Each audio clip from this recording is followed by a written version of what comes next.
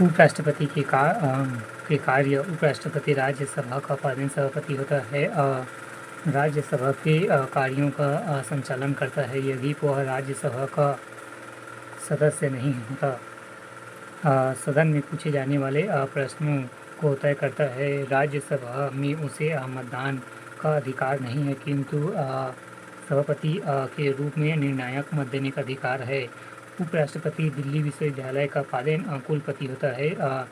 राष्ट्रपति के रूप में कार्य यदि किसी कारणवश राष्ट्रपति का पद रिक्त हो जाए तो उनके सभी कृतियों को उपराष्ट्रपति कार्यवाहक राष्ट्रपति के रूप में कार्य करता है।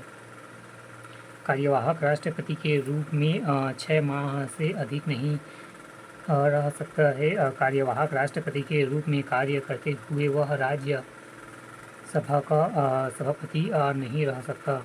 प्रधानमंत्री भारतीय संविधान द्वारा संसदीय प्रणाली की व्यवस्था की गई है और इसके लिए कार्यपालिका को 2 भागों में बांटा गया है। पहला नाम मात्र एवं संवैधानिक कार्यपालिका राष्ट्रपति, दूसरा वास्तविक कार्यपालिका प्रधानमंत्री के नेतृत्व में मंत्रिपरिषद।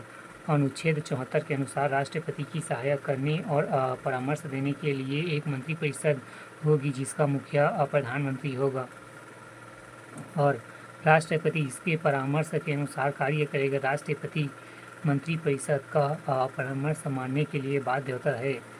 प्रधानमंत्री की नियुक्ति राष्ट्रपति द्वारा की जाती है। प्रधानमंत्री की सलाह से अन्य मंत्रियों की नियुक्ति राष्ट्रपति द्वारा की जाती है। राष्ट्रपति लोकसभा में बहुमत दल के नेता को प्रधानमंत्री पद पर नियुक्त करते हैं। जब लोकसभा में किसी एक दल या घटक को स्पष्ट बहुमत प्राप्त न हुआ हो तो राष्ट्रपति स्वविवेक से ऐसे व्यक्ति को प्रधानमंत्री नियुक्त करता है जो लोकसभा में अपना बहुमत सिद्ध कर सके।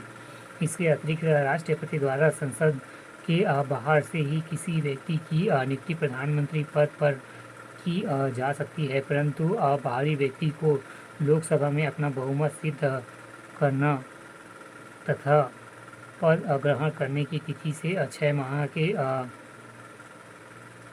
अंदर संसद के किसी भी सदन का सदस्य निर्वाचित हो जाना अनिवार्य होता है, अन्यथा उसे अपने पद से हटना पड़ता है।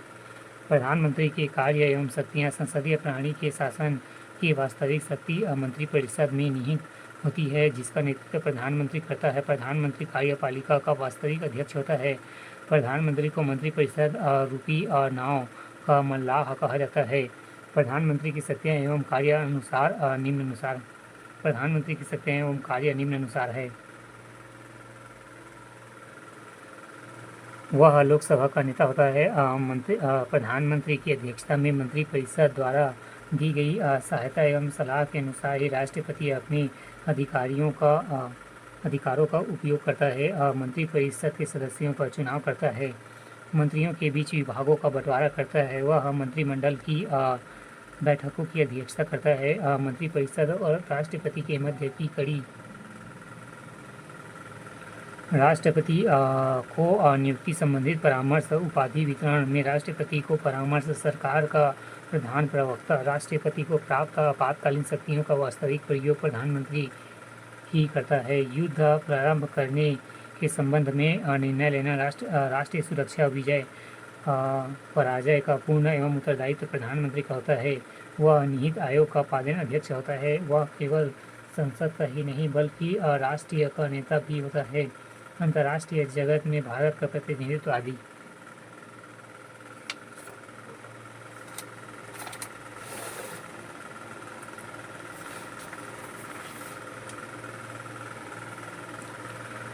मंत्रिपरिषद तथा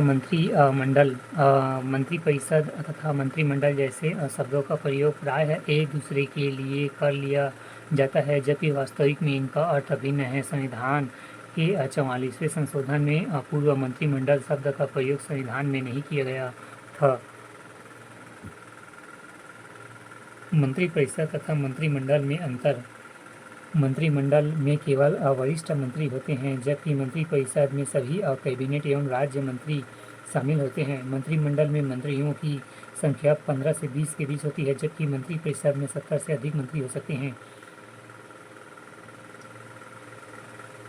मंत्रिमंडल की बैठक आवश्यकता अनुसार बार-बार होती है, जबकि पूर्व मंत्रिपरिषद की बैठक कभी-कभी हो सकती है। मंत्रिमंडल ही सरकार की नीतियों एवं कार्यक्रमों का निर्धारण करता है, न कि मंत्रिपरिषद। मंत्रिमंडल ही मंत्रिपरिषद के नाम से कार्य करता है। मंत्रिमंडल के कार्य एवं उनकी शक्तियाँ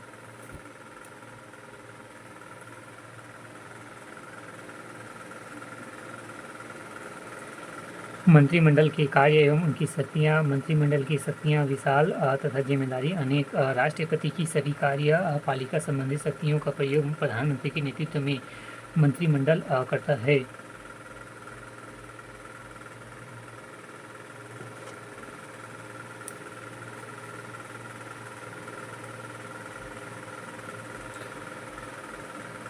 मंत्रिमंडल देश की आंतरिक एवं विदेशी नीतियों के निर्धारण संबंधित प्रमुख निर्णय लेता है।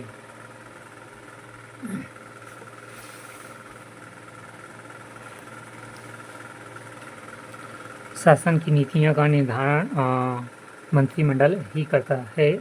यह राष्ट्रीय वित्त एवं नियंत्रण रखता है। सरकार द्वारा किए गए जाने वाला सारा खर्च एवं आवश्यक राजस्व जुटाना इसकी जिम्मेदारी है।